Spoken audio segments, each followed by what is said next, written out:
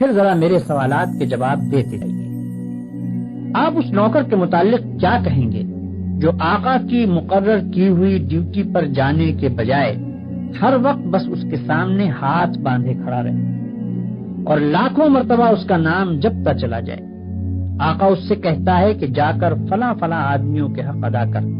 مگر یہ جاتا نہیں، بلکہ وہیں کھڑے کھڑے آقا کو جھک جھک کر 10 سلام کرتا ہے اور پھر ہاتھ باندھ کر کھڑا ہو جاتا ہے۔ آقا اسے حکم دیتا ہے کہ جا اور فلاں فلاں خرابیوں کو مٹا دے، مگر یہ 1 انچ وہاں سے نہیں ہٹتا اور سجدے پر سجدے کیے چلا جاتا ہے۔ آقا حکم دیتا ہے کہ چور کا ہاتھ کاٹ دے، یہ حکم سن کر بس وہیں کھڑے کھڑے نہایت خوش الہانی کے ساتھ چور کا ہاتھ کاٹ دے، چور کا ہاتھ کاٹ دے 20 مرتبہ پڑھتا رہتا ہے، مگر ایک دفعہ بھی اس نظام حکومت کے قیام کی کوشش نہیں کرتا جس میں چور کا ہاتھ کاٹا جا سکے۔ کیا آپ کہہ سکتے ہیں کہ یہ شخص حقیقت میں آقا کی بندگی کر رہا ہے؟ اگر آپ کا کوئی ملازم یہ رویہ اختیار کرے تو میں نہیں جانتا ہوں کہ آپ اسے کیا کہیں گے، مگر حیرت ہے آپ پر کہ خدا کا جو نوکر ایسا کرتا ہے آپ اسے بڑا عبادت گزار کہتے ہیں۔ یہ ظالم صبح سے شام تک خدا جانے کتنی مرتبہ قرآن شریف میں خدا کے احکام پڑھتا ہے، مگر ان احکام کو بجا لانے کے لیے اپنی جگہ سے جنبش تک نہیں کرتا، بلکہ نفل پر نفل پڑھے جاتا ہے، 1000 دانہ تسبیح پر خدا کا نام جپتا ہے اور خوش الہانی کے ساتھ قرآن کی تلاوت کرتا رہتا ہے۔ آپ اس کی یہ حرکتیں دیکھتے ہیں اور کہتے ہیں کہ کیسا زاہد عابد بندہ ہے۔ یہ غلط فہمی صرف اس وجہ سے ہے کہ آپ عبادت کا صحیح مطلب نہیں جانتے۔ ایک اور نوکر ہے جو رات دن ڈیوٹی تو غیروں کی انجام دیتا ہے، احکام غیروں کے سنتا اور مانتا ہے، قانون پر غیروں کے عمل کرتا ہے اور اپنے اصلی آقا کے فرمان کی ہر وقت خلاف ورزی کیا کرتا ہے، مگر سلامی کے وقت آقا کے سامنے حاضر ہو جاتا ہے اور زبان سے آقا ہی کا نام جپتا رہتا ہے۔ اگر آپ میں سے کسی شخص کا نوکر یہ طریقہ اختیار کرے تو آپ کیا کریں گے؟ کیا آپ اس کی سلامی کو اس کے منہ پر نہ مار دیں گے؟ جب وہ زبان سے آپ کو آقا اور مالک کہے گا تو کیا آپ فوراً یہ جواب نہ دیں گے کہ تو پرلے درجے کا جھوٹا اور بے ایمان ہے، تنخواہ مجھ سے لیتا ہے اور نوکری دوسروں کی کرتا ہے، زبان سے مجھے آقا کہتا ہے اور حقیقت میں میرے سوا ہر ایک کی خدمت کرتا پھرتا ہے؟ یہ تو ایک معمولی عقل کی بات ہے جسے آپ میں سے ہر شخص سمجھ سکتا ہے، مگر کیسی حیرت کی بات ہے کہ جو لوگ رات دن خدا کے قانون کو توڑتے ہیں، کفار و مشرکین کے احکام پر عمل کرتے ہیں اور اپنی زندگی کے معاملات میں خدا کے احکام کی کوئی پرواہ نہیں کرتے، ان کی نماز اور روزے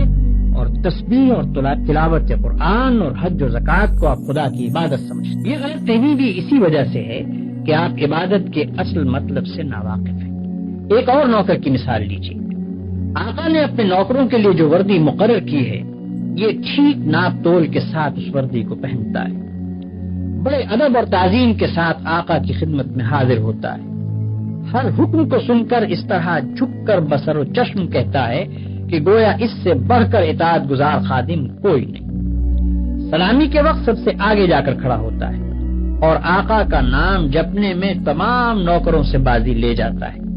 مگر دوسری طرف یہی شخص آقا کے دشمنوں اور باغیوں کی خدمت بجا لاتا ہے، آقا کے خلاف ان کی سازشوں میں حصہ لیتا ہے اور آقا کے نام کو دنیا سے مٹانے میں جو کوشش بھی وہ کرتے ہیں اس میں یہ کمبخت ان کا ساتھ دیتا ہے۔ رات کے اندھیرے میں تو آقا کے گھر میں نقم لگاتا ہے اور صبح بڑے وفادار ملازموں کی طرح ہاتھ باندھ کر آقا کی خدمت میں حاضر ہو جاتا ہے۔ ایسے نوکر کے متعلق آپ کیا کہیں گے؟ یہی نہ کہ وہ منافق ہے، باغی ہے، نمک حرام ہے، مگر خدا کے جو نوکر ایسے ہیں ان کو آپ کیا کہیں گے؟ آپ سمجھتے ہیں کہ ہاتھ باندھ کر قبلہ رو کھڑے ہونا، گھٹنوں پر ہاتھ رکھ کر جھکنا، زمین پر ہاتھ ٹیک کر سجدہ کرنا اور چند مقرر الفاظ زبان سے ادا کرنا، بس یہی چند افعال اور حرکات بجائے خود عبادت ہے؟ آپ سمجھتے ہیں کہ رمضان کی پہلی تاریخ سے شوال کا چاند نکلنے تک روزانہ صبح سے شام تک بھوکے پیاسے رہنے کا نام عبادت ہے؟ آپ سمجھتے ہیں کہ قرآن کے چند رکوع زبان سے پڑھ دینے کا نام عبادت ہے؟ آپ سمجھتے ہیں کہ مکہ معظمہ جا کر کعبے کے گرد طواف کرنے کا نام عبادت ہے؟ غرض آپ نے چند افعال کی ظاہری شکلوں کا نام عبادت رکھ چھوڑا ہے، اور جب کوئی شخص ان شکلوں کے ساتھ ان افعال کو ادا کر دیتا ہے تو آپ خیال کرتے ہیں کہ اس نے خدا کی عبادت کر دی اور اس کی تخلیق کا مقصد پورا ہو گیا، اب وہ اپنی زندگی میں آزاد ہے کہ جو چاہے کرے۔ لیکن اصل حقیقت یہ ہے کہ اللہ نے جس عبادت کے لیے آپ کو پیدا کیا ہے اور جس کا آپ کو حکم دیا ہے وہ کچھ اور ہی چیز ہے۔ وہ عبادت یہ ہے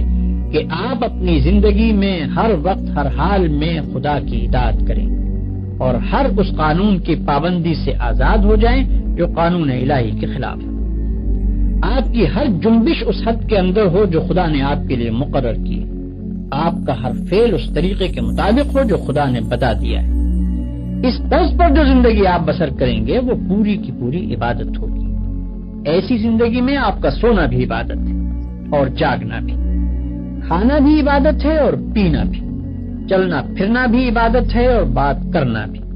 حتیٰ کہ اپنی بیوی کے پاس جانا اور اپنے بچے کو پیار کرنا بھی عبادت ہے۔ جن کاموں کو آپ بالکل دنیا داری کہتے ہیں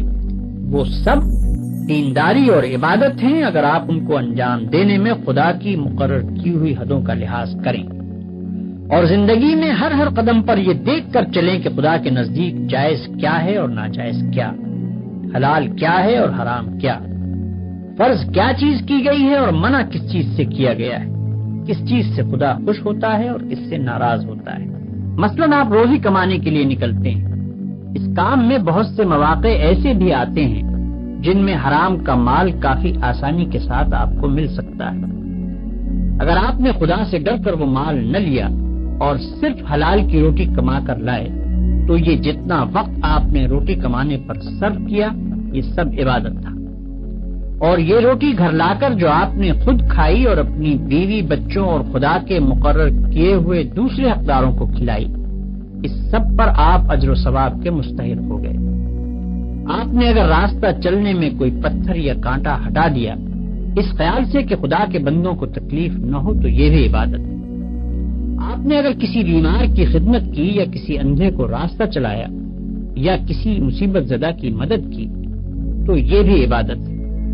آپ نے اگر بات چیت کرنے میں جھوٹ سے، غیبت سے، بدگوئی اور دل آزاری سے پرہیز کیا اور خدا سے ڈر کر صرف حق بات کی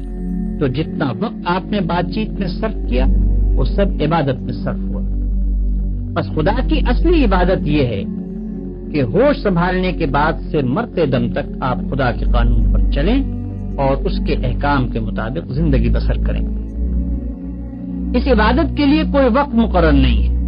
یہ عبادت ہر وقت ہونی چاہیے۔ اس عبادت کی کوئی ایک شکل نہیں ہے، ہر کام اور ہر شکل میں اسی کی عبادت ہونی چاہیے۔ جب آپ یہ نہیں کہہ سکتے کہ میں فلاں وقت خدا کا بندہ ہوں اور فلاں وقت اس کا بندہ نہیں ہوں تو آپ یہ بھی نہیں کہہ سکتے کہ فلاں وقت خدا کی بندگی و عبادت کے لیے ہے اور فلاں وقت اس کی بندگی و عبادت کے لیے نہیں ہے۔ بھائیوں، آپ کو عبادت کا مطلب معلوم ہو گیا اور یہ بھی معلوم ہو گیا کہ زندگی میں ہر وقت ہر حال میں خدا کی بندگی اور اطاعت کا نام ہی عبادت ہے۔ اب آپ پوچھیں گے کہ یہ نماز، روزہ اور حج وغیرہ کیا چیزیں ہیں؟ اس کا جواب یہ ہے کہ دراصل یہ عبادتیں جو اللہ نے آپ پر فرض کی ہیں ان کا مقصد آپ کو اس بڑی عبادت کے لیے تیار کرنا ہے جو آپ کو زندگی میں ہر وقت ہر حال میں ادا کرنی چاہیے۔ نماز آپ کو دن میں 5 وقت یاد دلاتی ہے کہ تم اللہ کے بندے ہو، اسی کی بندگی تمہیں کرنی چاہیے۔ روزہ سال میں 1 مرتبہ پورے 1 مہینے تک آپ کو اسی بندگی کے لیے تیار کرتا ہے۔ زکوٰۃ آپ کو بار بار توجہ دلاتی ہے کہ یہ مال جو تم نے کمایا ہے یہ خدا کا عطیہ ہے، اس کو صرف اپنے نفس کی خواہشات پر صرف نہ کر دو بلکہ اپنے مالک کا حق ادا کرو۔ حج دل پر خدا کی محبت اور بزرگی کا ایسا نقش بٹھاتا ہے کہ اگر 1 مرتبہ وہ بیٹھ جائے تو تمام عمر اس کا اثر دل سے دور نہیں ہو سکتا۔ ان سب عبادتوں کو ادا کرنے کے بعد اگر آپ اس قابل ہو گئے کہ آپ کی ساری زندگی خدا کی عبادت بن جائے تو بلا شبہ آپ کی نماز نماز ہے اور روزہ روزہ ہے، زکوٰۃ زکوٰۃ ہے اور حج حج ہے۔ لیکن اگر یہ مقصد پورا نہ ہوا تو محض رکوع اور سجدہ کرنے اور بھوک پیاس کے ساتھ دن گزارنے اور حج کی رسمیں ادا کر دینے اور زکوٰۃ کی رقم نکال دینے سے کچھ حاصل نہیں۔ ان ظاہری طریقوں کی مثال تو ایسی ہے جیسے ایک جسم کہ اگر اس میں جان ہے اور وہ چلتا پھرتا اور کام کرتا ہے تو بلا شبہ ایک زندہ انسان ہے، لیکن اگر اس میں جان ہی نہیں تو وہ ایک مردہ لاش ہے۔ مردے کے ہاتھ، پاؤں، آنکھ، ناک سبھی کچھ ہوتے ہیں مگر اس میں جان نہیں ہوتی، اس لیے تم اسے مٹی میں دبا دیتے ہو۔ اسی طرح اگر نماز کے ارکان پورے ادا ہوں یا روزے کی شرطیں پوری ادا کر دی جائیں مگر خدا کا خوف، اس کی محبت اور اس کی وفاداری و اطاعت نہ ہو جس کے لیے نماز اور روزہ فرض کیا گیا ہے، تو وہ بھی ایک بے جان چیز ہوگی۔